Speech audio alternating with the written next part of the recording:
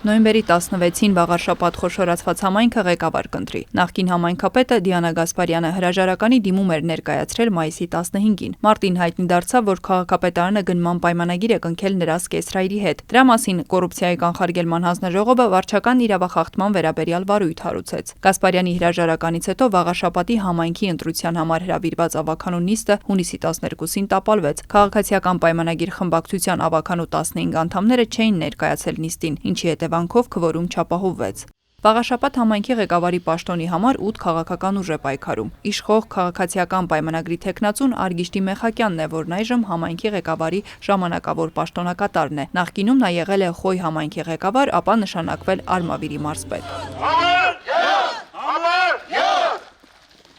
Ընտրապայքարում են նաև Անդրանիկ Թևանյանի ղեկավարած Մայր Հայաստանի Գրիշա Հարությունյանը, որը երկար տարիներ ղեկավարել է Դողս համայնքը, Պաշտպանության նախկին նախարար Արշակ Կարապետյանի համահայկական ճակատ կուսակցությունից Արտյոմ Սիմոնյանը, Հայրենիք կուսակցությունից գրող Խաչիկ Մանուկյանը, Հանրապետություն կուսակցությունից Հարություն Մկրտչյանը, Ազգային առաջընթացից Մովսես Մարտիրոսյանը և Ազատ դեմոկրատներ կուսակցությունից Վահրամ Ազատյանը։ Էջմիածնում իշխանության հիմնական մրցակիցը համարվում է Հաղթանակ դաշինքը։ Ցուցակը գլխավորում է Երևանի պետական տնտեսագիտական համալսարանի նախկին պրոռեկտոր Սևակ Խաչատրյանը։